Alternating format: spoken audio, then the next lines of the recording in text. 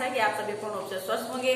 जो भी अभी तक आपको ऑनलाइन के माध्यम से पढ़ाया गया उसे आपने बहुत अच्छे तरीके से पढ़ा होगा और समझा होगा, और जो आपको हॉलीडे होमवर्क दिया गया था हमें आशा है कि आपने उसे पूरी तरह से कॉपी में अपनी नोटबुक में लिखा होगा और उसे याद किया होगा। तो आइए, आप ये जानते हैं कि आपका जो है यूटी फर्स्ट 5 तारीख से होना निश्चित हुआ है, जिसकी तैयारी हम आपको करवाने जा रहे हैं, जो हम आपको वीडियो के माध्यम से समझाएंगे और पीडीएफ के माध्यम से जो भेजेंगे उसे आप अपनी होमवर्क की कॉपी में लिखेंगे, फेयर की कॉपी में नहीं लिखेंगे।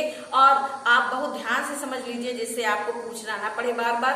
आपकी एक होमवर्क की कॉपी होगी, होमवर्क की कॉपी में आप लिखेंगे। यदि आपने होमवर्क की कॉपी नहीं बनाई है तो जिसमें आपने हॉलीडे होमवर्क किया है उसमें आप रिवीजन वर्क डाल के उसका होमवर्क कर सकते हैं। तो बच्चों, आज हम आपको कक्षा 3 के बच्चों को जो है कक्षा 3 के बच्चों को हम आज रिवीजन वर्क बताने जा रहे हैं, जिसे आप बहुत ध्यानपूर्वक समझेंगे और याद करेंगे। तो आइए, सबसे पहले हम आपको बताते हैं शब्दार्थ। क्या बताएंगे? शब्दार्थ। शब्दार्थ में हम आपको बताएंगे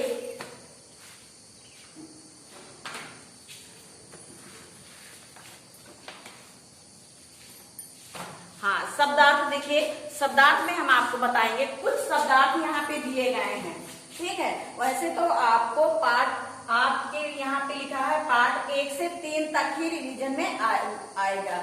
आपका यूटी जो है पार्ट 1 से और 3 तक आएगा। अब पार्ट 1 से 3 तक कुछ ज्यादा शब्दार्थ नहीं है, आप पूरे शब्दार्थ याद कर सकते हैं, लेकिन कुछ शब्दार्थ हम आपको यहाँ पे उदाहरण के तौर पर देते हैं, जिसे आप लिखेंगे और याद करेंगे। यही आपकी पीडीएफ में भी जाएगी। तो आइए हम आपको शब्द अर्थ बताते हैं। अब लिखने का तरीका ये होगा कि आपका जो शब्दार्थ होगा पेपर में वो एक तरफ से लिखा होगा, ठीक है।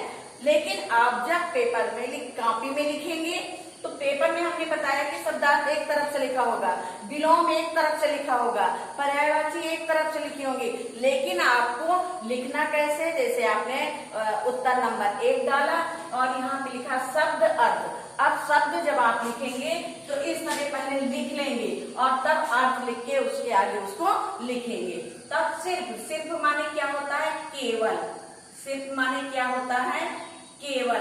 अभी तक अगर आपने याद नहीं किया है तो अब बैठ करके याद कर लीजिए, आपको 5 तारीख तक पूरा याद हो जाएगा। सिर्फ माने केवल होता है, उपाय माने तरीका भी होता है और विधि भी होता है। विधि। स्पर्श माने क्या होता है? छूना। स्पर्श माने क्या होता है? छूना। स्वर्ग माने क्या होता है? देवलोक। देवलोक।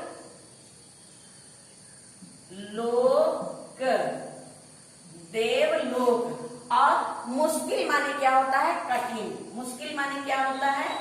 कठिन। तृण माने क्या होता है? घास। तृण माने क्या होता है? घास। और सरिता माने नदी। सरिता माने क्या होता है? नदी। इसके बाद यहाँ पे दल।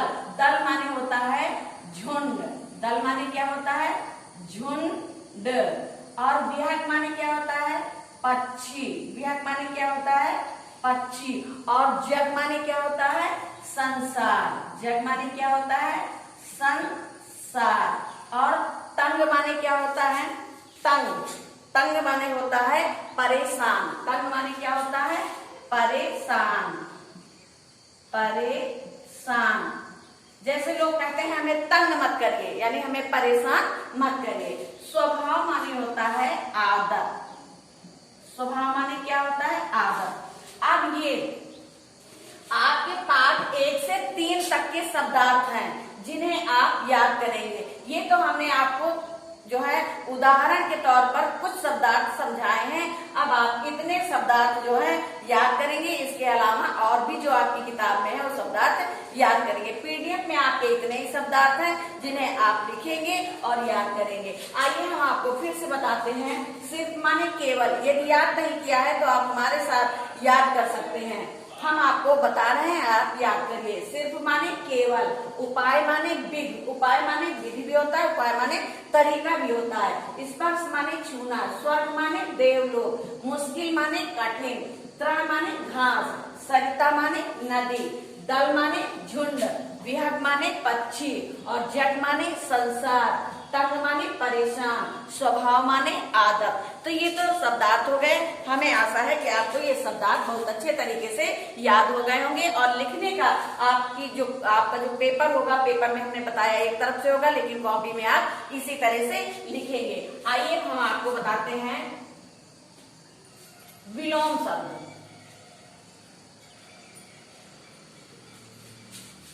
अब आपको हम कुछ विलोम शब्द बताएंगे। विलोम शब्द को उल्टे अर्थ वाले भी शब्द कहते हैं। उल्टे अर्थ वाले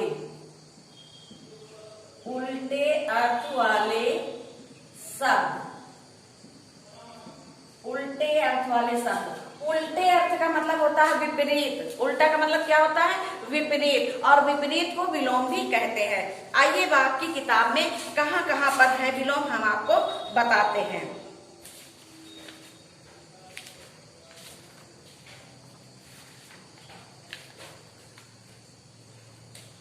विलोम आपके सिर्फ पार्ट 1 में है।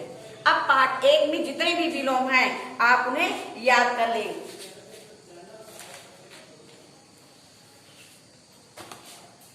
जल। अब यहां पे हम लिखेंगे शब्द और विलोम। हमने आपको बता दिया उल्टे का मतलब होता है विलोम या विपरीत, तो हम लिखेंगे शब्द और यहां लिखेंगे विलोम। शब्द विलोम। अब शब्द विलोम में है जल,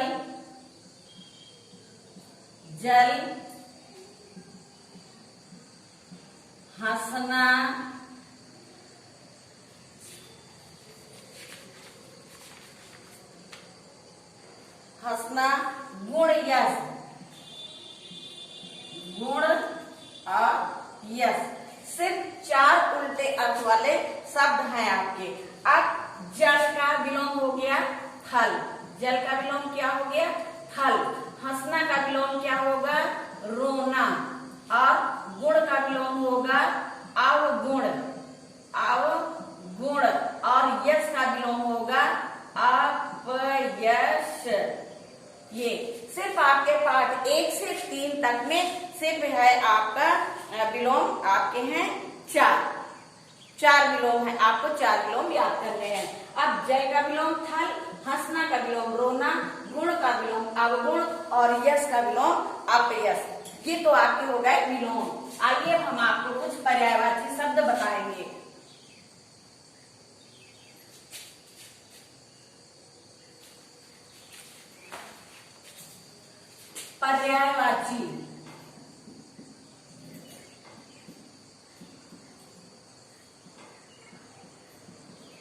पर्यायवाची शब्द।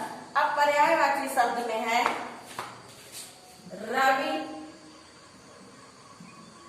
रवि, गगन, वन, सुमन, मछली, पानी, सुमन, मछली, पानी, सरोवर,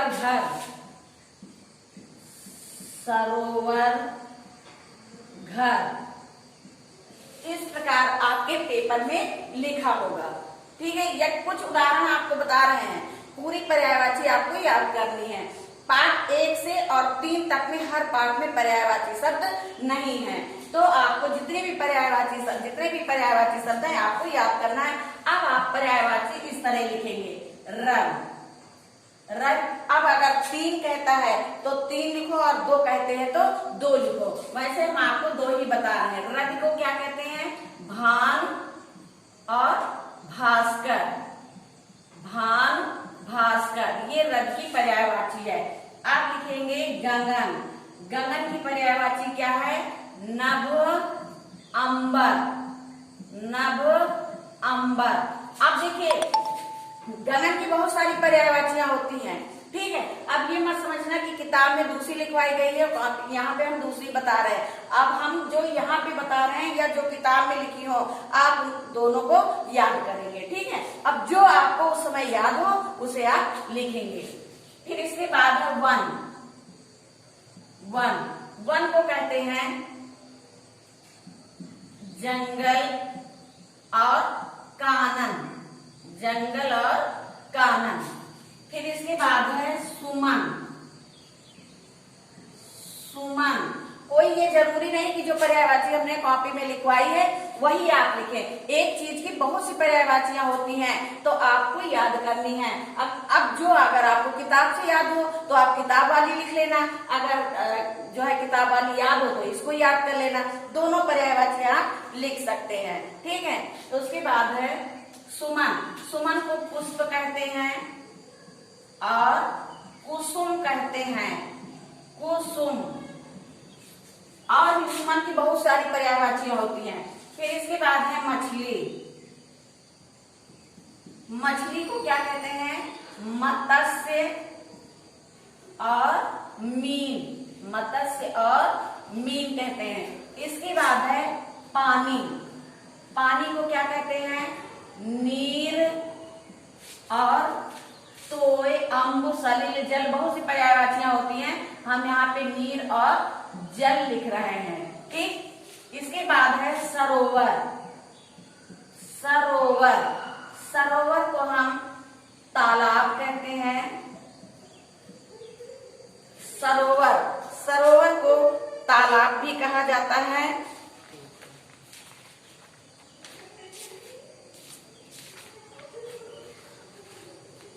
और ताल भी कहा जाता है। सरोवर को तालाब भी कहा जाता है और ताल भी कहा जाता है। इसके बाद है घर। घर की पर्यायवाची है गृह। गृह और सदन। गृह, सदन। उसके बाद रवि। रवि की पर्यायवाची है भानु। रवि की तो हो गई। बस यही तक आपकी पर्यायवाचियां हैं। एक गिन लेना, 1 2 3 4 5 6 7 8। 1 2 3 4 5 6 7 8। 8 पर्यायवाचियां हमने आपको बताई। ठीक है। अब इसके बाद हम आपको बताएंगे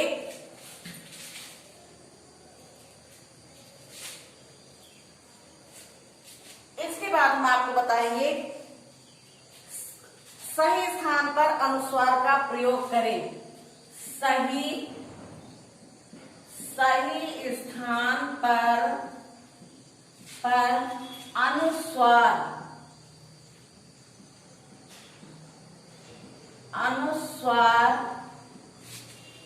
का प्रयोग करें। सही स्थान पर अनुस्वार का प्रयोग करें। जैसे लिखा है आनद, ये भी आपके एक ही पाठ में है। आनद गभीर, आनद गभीर, मगल परत,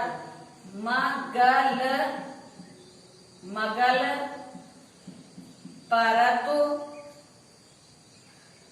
जगल सगत, जगल सगत। अब देखिए यहाँ पे अनुस्वार लगा के आपको पुनः इन शब्दों को लिखना है। अब यहाँ पे अनुस्वार लगा देंगे तो आनंद, आनंद। यहाँ पे गभीर लिखा है, आप गभीर लिख लेंगे और यहाँ पे अंक की बिंदी लगा देंगे, क्या हो जाएगा? गंभीर। यहाँ पे मगल लिखा है, मगल।